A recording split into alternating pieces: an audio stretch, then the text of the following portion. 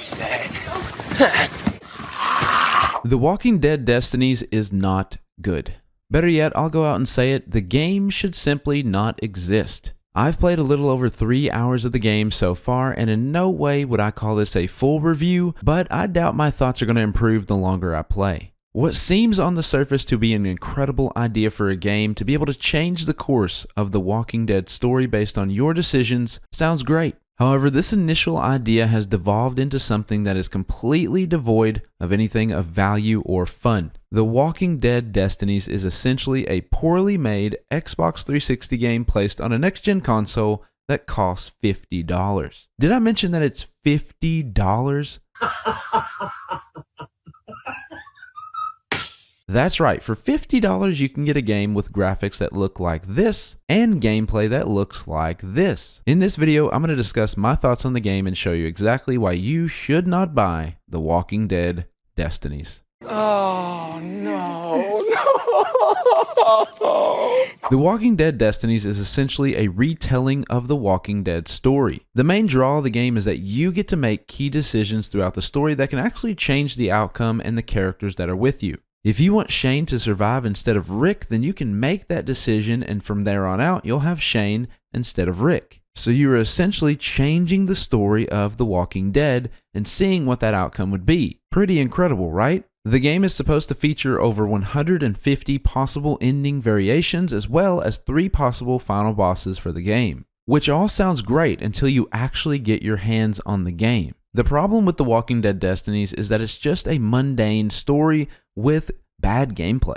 You essentially go to the different locations that you see throughout the comic books and the show. However, for each location you're there for maybe 30 minutes of gameplay and then you're off somewhere else. And all these locations simply lack interest to draw you in. It lacks the ability to explore and really immerse yourself in this game. You're not able to explore these locations freely. You play the level within a predetermined track and you can't deviate from that track. While I don't expect to explore everything in detail, these locations simply serve as a headquarters with maybe one mission that you get to go through. And at the headquarters you go over, you click a button, and you begin your next mission. At these headquarters you have opportunities to quote-unquote resolve conflicts, which is essentially where you just pick one character's side over the other and get some skill points, and then nothing ever comes from it from what I've seen. The story in this game is essentially so bare bones that if you hadn't previously read the books or watched the show, you would likely have almost no idea what was actually happening, why it was happening, and what the context of what you were actually playing was. Even as someone who's watched the show in its entirety, I was sometimes confused about how they got from one place or one part of the story to the other. And another terrible idea was the use of just screens with text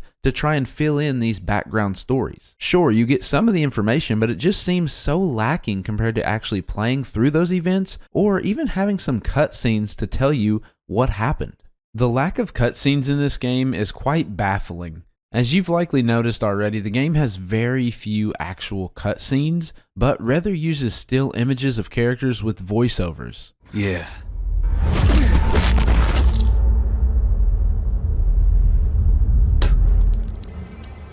Who the hell are you, man? Officer Friendly. Look here. Things are different now. Ain't no differences between us anymore. There's only white meat and dark meat. There's us and the dead. We survived this by pulling together, not apart. Screw you, man. You ought to be polite to a man with a gun. It's only common sense. It's as if they've actually planned to do cutscenes but either ran out of time or budget or simply just didn't care enough to produce them.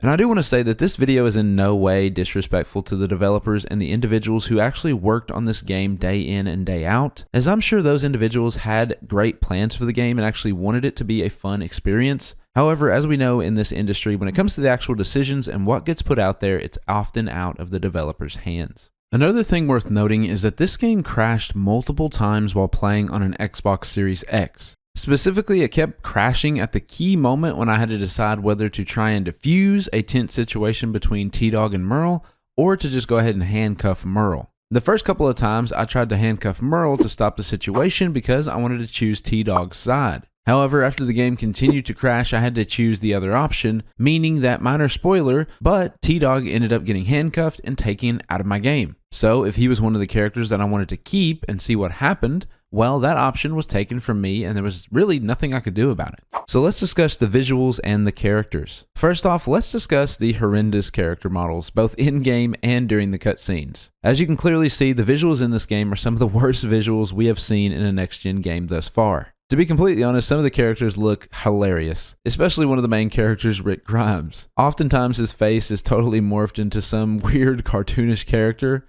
and often during the cutscenes, characters' mouths often look like a Garry's Mod character that's been stretched 3 times their size. As the characters move throughout the world, they speak to themselves, basically helping you guide yourself through the levels. However, their mouths don't actually move when they speak words. When you walk up to other characters in the HQs, they also don't move their mouths when they have a conversation. Another funny thing that I noticed, and I've seen that other people have noticed as well, is that the characters are often incredibly short compared to their environment. If you look at Rick moving through the doorway in the hospital, he's about half the size of the door, which, if you compare that to a standard American door being around 80 inches in total, or about 2 meters for our friends outside the US, this would make Rick maybe a little over 4 feet tall, or about 1.2 meters tall, which is just, to me, it's hilarious. So essentially you have little hobbit characters running around the world of The Walking Dead.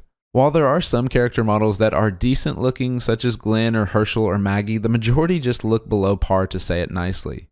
And while this doesn't necessarily have to do with the visuals, sometimes the voices are often kind of off. One in particular was Herschel, which I thought eventually started to sound like Bill Clinton. Just listen and see if you can hear it as well. But the last time we saw it, it was overrun.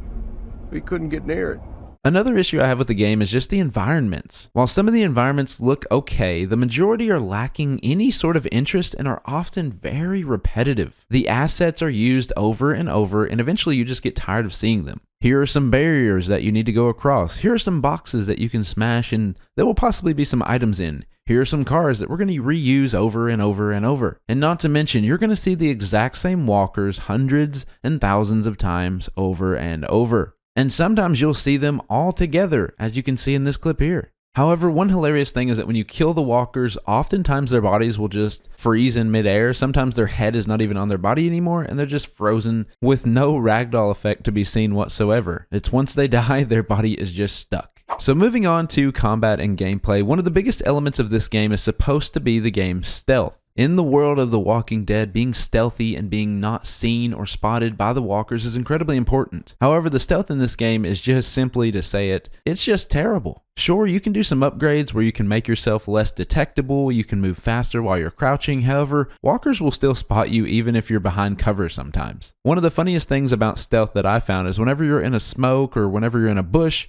you're essentially undetectable by the walkers. However, one thing I did notice is that if you are in a bush and you've been noticed at one point by even maybe one of them, the walkers won't attack you, but they'll also just never leave. So you're continuously stuck in that bush unless you want to fight your way out. And as you're sneaking along, you have the ability to silently stab walkers in the head, which, is sort of canon to the story. However, the stealth in this game is just essentially so bad, it kind of makes you just want to play a run and gun approach, which is possible if you have certain weapons such as the shotgun or the revolver pistol. But let me tell you guys, using melee weapons is just a chore, a tedious chore. Your weapon will often not make contact with your intended target, which often leads you to getting grabbed by one or multiple walkers and having to break free. Essentially, if you want to use your melee weapon, you're just going to have to do a combination of hitting the enemy and spamming the X button to either stab them in the head right after, or if they fall, smash their head. So the gameplay loop is essentially this. You can sneak around using your instinct and wait until a walker turns around, then stab it in the back of the head, or you can hit zombies and spam the X button to also stab them in the head, then run away and do it all over again. However, I also found another option on certain levels, but it involves a little bit of skill. And that skill is essentially just walking around the level without ever interacting with the walkers whatsoever. While there were some levels that I simply couldn't do it because they had put walkers at different points to try and catch you from doing that, I feel like, there were certain levels where I'm sure that most of the players could just probably walk from one end to the other and then never really interact with or get caught by the walkers at all. And sometimes it was worth just simply getting caught, because if you got killed and the level reloaded, all the walkers in that area would be gone and you could just walk right through. Combat in this game is simply a sight to behold. I will say that one element of the gameplay that I actually found to be somewhat enjoyable, or at least make the game more tolerable, was the skill system. Each character has a skill tree that you can unlock different skills in that will apply to the entire character roster, which is pretty nice. However, if one of those characters dies or they leave the group, you can no longer unlock additional skills in their tree, but you get to keep all the ones you've unlocked so far. The skills aren't anything special, but they do make the gameplay a little bit more tolerable and allow you to cheese the computer a little bit better. Now, if you thought the walkers in this game were brain dead, well, the human enemies may be even worse, allowing you to just walk right up to them and fire your weapon. I mean, looking at the footage, they even look lifeless behind the eyes. There's just nothing going on there. This is not okay. This needs to stop now. The best part, however, was just walking up to them as Shane and literally punching them until their heads popped off. So, that was pretty fun at least. Another big issue I have with the game is just the variety of weapons that you can have in-game and the amount that you can hold. The game features 6 melee and 6 range weapons, of which you can only have one of each at a given time, as well as one throwable or healing item at a time. And you can't have both of those. You can either have a throwable item, such as a flashbang or a homemade grenade or explosive, or you can have a med kit or some sort of medication. But you can't have both things. This essentially just makes the combat so limited and less enjoyable. And as I mentioned earlier, the weapons in the game just do not handle that well in general. The melee combat is tedious, so you're very grateful when you find an actual gun to use. And the guns aren't the best either. If you're using the game's auto aim, it will often just completely lock on to the wrong target.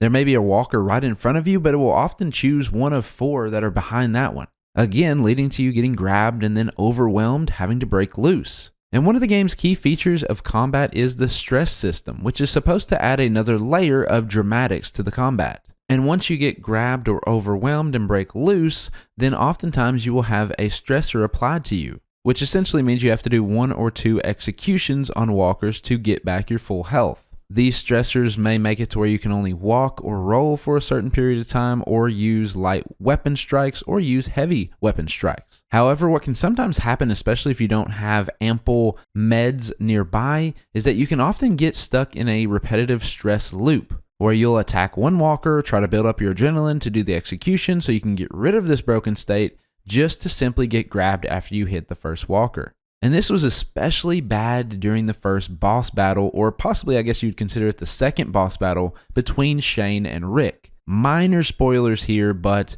as we know in the Walking Dead story, Rick and Shane come to a head at some point. And in the game, you can choose to either take on Shane's side or Rick's. And when you get to this boss battle, it's basically a hide, shoot, hide, shoot, hide, shoot, whereas you just take down your opponent by simply shooting them until their health bar goes down. And that is it. And then it devolves into this melee-based battle where the walkers are all in this spot and you are just basically moving around trying to attack the other person. So for my example, I chose Shane because I wanted to see how the story might be different, and so I was taking out Rick. And when the walkers came out, I essentially had to basically guide the walkers like this was zombies in Call of Duty and just try and get Rick by himself so I could even take a strike at him. Rick would be surrounded by zombies, grabbing him, hitting him, and not a single bit of his health would go away. And at times he was even getting stuck inside the zombie horde, so he couldn't even get to me, so I couldn't even attack.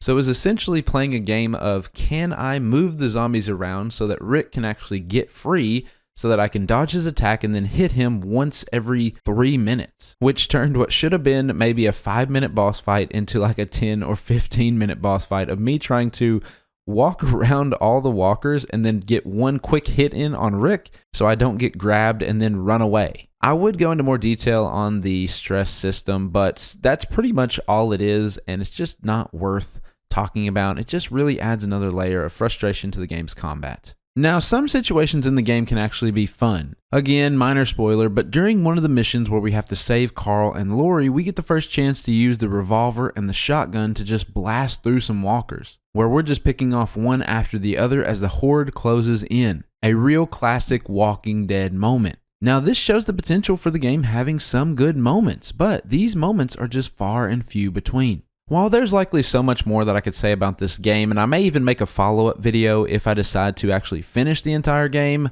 But from what I've seen so far, The Walking Dead Destinies is simply a game that you should not pay money for. While there are some comical and enjoyable aspects of the game, most of those are likely unintended. The Walking Dead Destinies is simply a cash grab that I think preys on the fans of the Walking Dead franchise, which is just simply gross. The game should not cost $50, and quite frankly, the game should have never been released. I hope that someday in the future, another company can actually take this idea of playing through the classic Walking Dead story and changing it dramatically to see what those outcomes would be, as I think that would be an incredible experience. Aside from Telltale's The Walking Dead series, it seems that The Walking Dead just can't get it right when it comes to games. Be sure and let me know your thoughts in the comments down below, and be sure to subscribe if you enjoyed the video. Thank you guys for watching, and I will see you in the next one.